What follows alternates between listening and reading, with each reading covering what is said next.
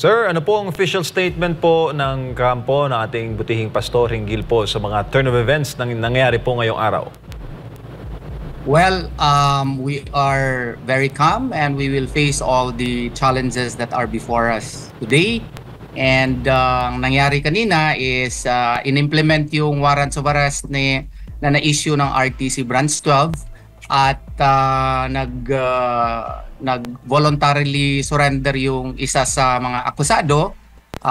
Tatlo pala sila, si Barangay Kapitan Crescente Canada at saka yung si Pauline Canada and Sylvia Simanes. So they have already posted bail and they are now enjoying their temporary liberty as provided by the rules of war. Attorney, marami kasing lumalabas na balita na inaresto daw. Iba po yung inaresto, iba po yung mapayapang sumuko at pinakain. Ang balita ko nga, may mga ganong anggulo, attorney. Well, actually, voluntary po yung gusto nilang harapin yung kaso para magkaharapan na.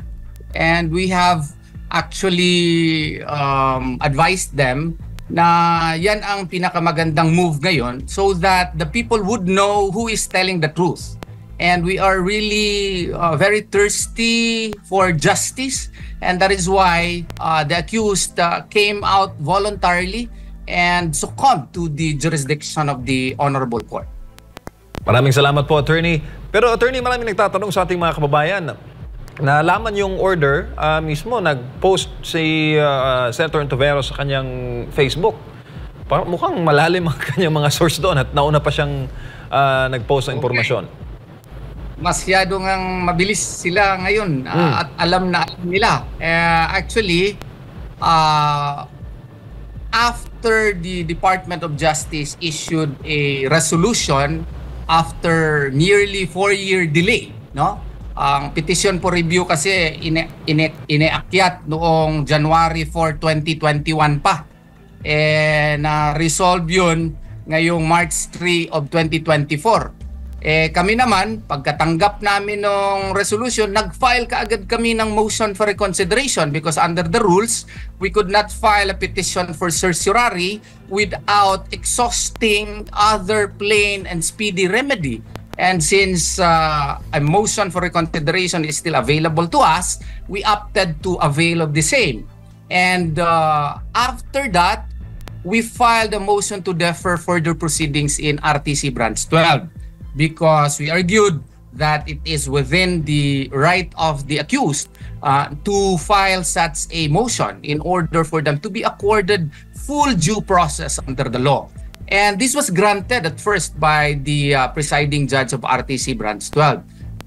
Bigla na lang, while awaiting for the ruling of the motion for reconsideration that we filed with the Department of Justice, nagpalabas ng order si Judge Baguio at ipa-implement na niya yung warrant kaagad, no?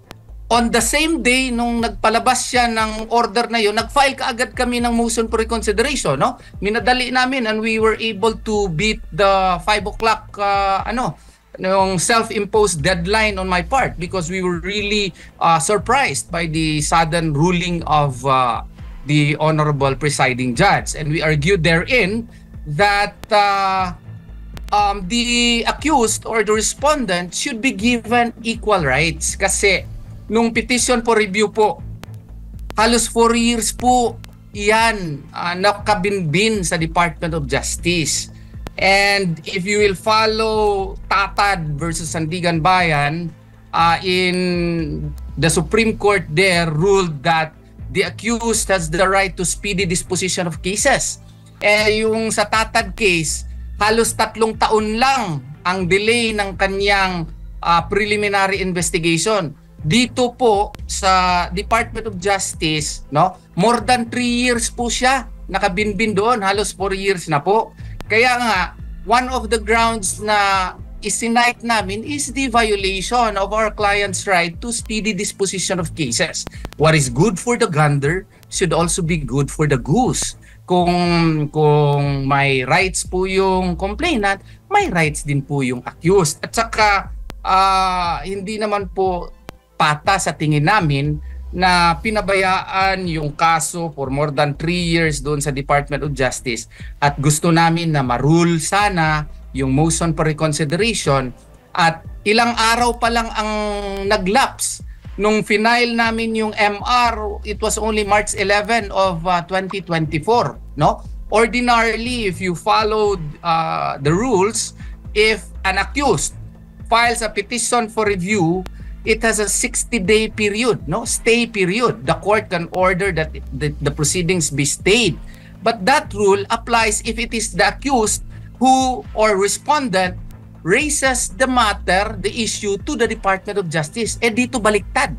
Kasi ang mga complaint po, dinismiss lahat ng City Prosecutor's Office ng Davao City kasi wala talagang basihan. Inexplain isa-isa ng City Prosecutor Office of Davao City bakit walang basihan yung mga complaints against Pastor Apollo Kibuloy. And dito, dapat sana pinagbigyan din kami na ma-resolve muna yung motion for reconsideration kasi bago lang namin na-file. Wala pang isang buwan eh. So, to say that na bigyan na kami ng tsansa is really, to our humble mind, is really not enough because the complainant was given more than 3 years in the Department of Justice. It slept there, no? And now, nung kami naman ang nag-invoke ng aming right, sana naman ay pakinggan din kami. Isa-isahin at estadihan bakit yung kaso na rape daw na nangyari nung September 1, 2014 ay final December 18, 2019, 5 years after. At saka yung date pa, hindi pa tama kasi August pala yung give us this day. At saka hindi man lang siya nagreklamo na nandun naman yung father na during that time and yung mga pamilya niya because they were in Davao. All of these matters are supposedly part of the motion for reconsideration that we filed in the Department of Justice. And if these would be considered, I'm very sure that there might be a change of heart. And I think the accused is entitled to that, to be given leeway in asserting their rights under the law. Attorney, may gabi si Edmar po ito. Yes. Katakataka nga kasi yung turn of events, parang makokonek mo agad eh. Kasi sabi mo nga, after 3 years, muling binuhay ang kaso na ito. Ano ang ginawa noong mga unang taon? Bakit hindi ito binuhay? At nagkataon lang ba na during sa umiinit yung issue din, di ba? Sa SMNI, kay Pastor Apollo, sa mga Duterte, dito sa mga ano na ito na nabuhay ulit itong mga kasong ito. Kaya hindi mo maisasantabi na yung mga supporters ng ating butihing pastor, tumaas talaga yung kilay. Bakit ganito? Kumbaga, magdududa sila na lahat ng ito, parang, alam mo na, yung issue sa politika. And yet, itong si Senadora Risa Hontiveros ang nanguna pa sa pagpapalabas nitong ano, pero noong panahon, nung mga unang mga taon, hindi naman siya nagka-interest dito. Oo nga. We cannot help but suspect that this is really politically related because in the past, wala naman nagpakita ng ganong interest si Senator Hontiveros po dito sa kaso. With due respect to her, wala naman, hindi yung pangalan niya noon, hindi naman naririnig namin na nagpa-follow up sa kaso na ito. Ngayon lang po na umiinit yung mga kaso against Pastor Apollo Kibuloy na bigla na lang nabuhay itong kaso na ito. Kaya nga, there are reasonable grounds to believe na yung pagbuhay ng kaso na ito ay may kaugnayan nga sa politika. Yun ang duda namin at parang sa tingin ko rin, parang may basihan din. And ano na po ang mangyayari dito, sir? Maliban dito sa kaso sa Davao, meron din dito sa Pasig, tama po ba? Yes, yes. It's pending with RTC Branch 159 in Pasig City. And yung kaso naman doon, 2 counts of qualified human trafficking under Section 4A of RA 9208. Yan po ang final sa Pasig.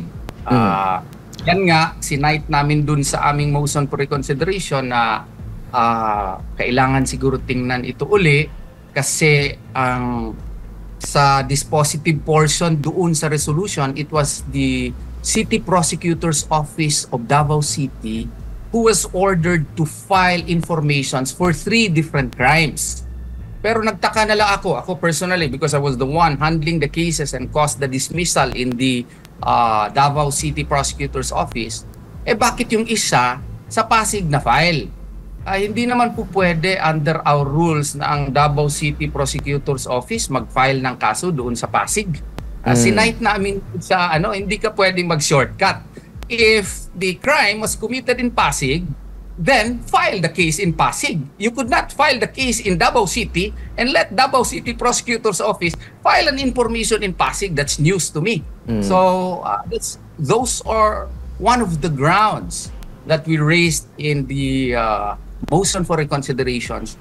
That is why we humbly feel that there is really a need to take a second look into the cases filed by the Department of Justice in this case. Sa pag-usad po ng kaso dyan sa Davao City, ang susunod ba nito, magkakalatagan na talaga ng ebidensya? Magkakaroon na ba ng mga hearing at magkakaroon na ng cross-examination doon sa mga witness? Kasi doon malalaman kung talagang totoo yung mga sinasabi niya, magkakaalaman na. Kumbaga, kung sino talagang nagsasabi ng totoo at ang mga nagsisinungaling. Honestly, Sir Admar, we are ready, able, and willing to face them in court. However, as a defense counsel, I am likewise entitled to avail of any and all legal remedies for my client. So, ang gagawin ko, hindi ko na lang i-advance news, pero may gagawin pa rin ako na I will insist that the preliminary investigation in this case was defective and that the findings of the Department of Justice need to be looked at again. So therefore, if the Department of Justice will resolve our motion for reconsideration, we will avail of the prevailing remedies that are available to us, such as but not limited to maybe going to the Court of Appeals or to the OP, and we will cause the suspension of proceedings in the court, etc., etc. Lahat po yan i-avail namin para mapagbigyan talaga ng tsansa ang mga respondents na i-prove na wala talaga silang kasalanan sa mga akusasyon laban sa kanila. Huli na lang po, Attorney, sa Pilipinas, mahalaga po sa atin yung rights of the accused. Innocent until proven guilty beyond reasonable doubt. Mayroon ako nabasa recently na yung kaso ni Hubert Webb, di ba? Na-convict. Tapos 2010, na binaliktad ng Supreme Court. At sabi doon sa desisyon ng Supreme Court on that case, and I quote, "For it would be a serious mistake to send an innocent man to jail." End of quote. So, sir, ano payo ninyo sa ating mga kababayan na mag-hina-hinay dito sa pagkukomento dahil masyado namang... Kasi one-sided kung optics ang titingnan, talagang, lalo na pag nanonood lang, hindi nag-aaral sa issue. Kaya nga, meron akong tinuturo sa aking mga estudyante niyan, sir. Ang sabi ko, remember always the immortal cry of Themistocles to Alcibiades. Strike, but hear me first. Hear our defenses, and you will be convinced that the accused in these cases are really innocent. Yun po.